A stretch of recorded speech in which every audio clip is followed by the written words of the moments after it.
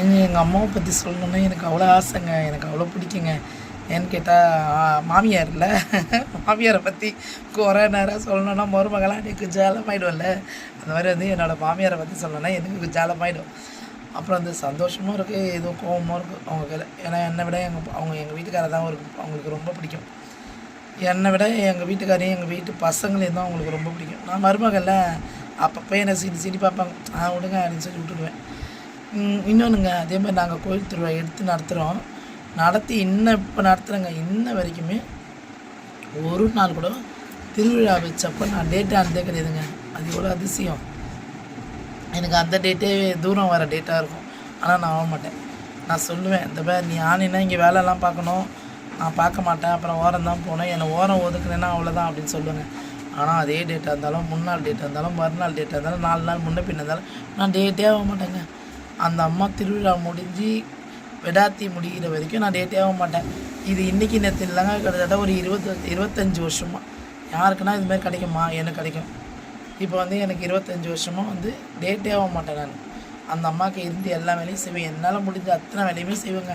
இன்றைக்கி ஆடி ஃபஸ்ட்டா என்ன பண்ணேன்? இன்றைக்கி ஆடி ஃபஸ்ட்டு. இன்றைக்கி என்ன பண்ணேன்? எந்திரிச்சு மொராசூல் செய்கிறோம். வரல எட்டி பார்த்தா தெரு பெரிய கோலம் போட்டேன். கோலம் போட்டுட்டு என் மன்னவர் வந்து எப்போவுமே ஆடி பிறக்கும் போது நைட்டே பெரிய பாளையம் போயிடுவார். மறுநாள் காலையில் தான் வீட்டுக்கு வருவார். அது மாதிரி இன்றைக்கி நைட்டே பெரிய பாளையம் போயிட்டார் எங்கள் மன்னவர். காலையில் தான் வருவார். வர லேட் ஆகிடுச்சு. அவர் வேறு ஏஞ்சி போய் கடையை தரேன்றார். அப்புறம் என் மருமகனை தரக்க சொல்லிவிட்டு அப்புறம் என்ன பண்ணேன்? நான் பார்த்தா அங்கே காலையில் ஆடிங்க கோயிலாண்ட ஒருத்தர் வந்து வாழைப்பழத்தில் பக்கலாக வச்சுருக்காங்க. கேட்டு மூடி இருக்குதுங்க. என்ன பண்ணுறது? எனக்கு மனசே கேட்கலைங்க. இங்கேருந்து அப்படியே மனசு உறுத்துது. என்னடா கோயில் சாத்தியிருக்கேன். அவங்க வந்து தெரு வாசல்லே வச்சு, பூட்டின வாசல்லே வச்சு வாழைப்பழத்தில் பார்க்க ஒரு கப்பில் பாயாசம், 2 கப்பு பாயாசம், ஊதுவத்தி எல்லாம் வச்சு எடுத்துருங்க. அப்புறம் எனக்கு மனசு கேட்கலங்க. ஆனால் நான் பல் தேய்க்கல, மூஞ்சி கழுவில் எதுவுமே பண்ணலங்க. வேகமாக என்ன பண்ணாங்க? ஓடி போய் சாவி எடுத்துகிட்டு போய், எங்கள் வீட்டில் இருக்க சாவி எடுத்துகிட்டு போய் என்னை மன்னிச்சிடு. ஆனால் நான் சுத்தமாக இருக்கேன். ஓடி போய் கேட்டு திறந்தேன். உள்ள கருவறையை திறந்தேன். எல்லாத்தையும் திறந்து நான் விட்டுட்டு என்னை மன்னிச்சிருமா அப்படின்னு சொல்லிட்டு இன்றைக்கி ஆடி ஃபஸ்ட்டு நான் வந்துட்டேங்க. அவங்க பாயாசம், வெத்தலை பாக்கு, பழம் எல்லாம் வச்சு அவங்க தீபார்த்தனை பண்ணி தெருவில் பண்ணாமல் அவங்க உள்ளே பண்ணாங்கங்க. அவங்களுக்கும் ஒரு ஹாப்பி. எனக்கும் நான் காலையில் போய் கதவை திறந்து விட்டேன். எனக்கும் ஹாப்பி. என் மாமியாருக்கு ஹாப்பியாக என்னன்னு தெரியாதுங்க. ஏன்னு கேட்டால் நான் முகமும் கழுவில, பல்லும் தேய்க்கலைங்க. வேகமாக ஒருத்தர் வெளியில் நின்று செய்யக்கூடாது அப்படின்றதுக்காக நான் உள்ளே போய் அதை உள்ளே போந்து நான் அதை செஞ்சு கொடுத்தேங்க. திறந்து விட்டுட்டேங்க.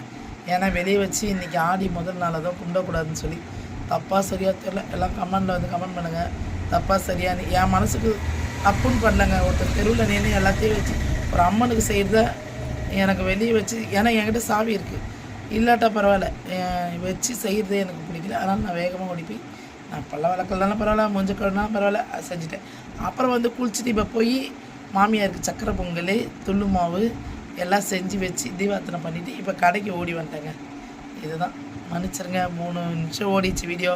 நீங்களாம் பார்ப்பீங்களா என்னன்னு தெரியாது என் வீடியோவை. பாய்.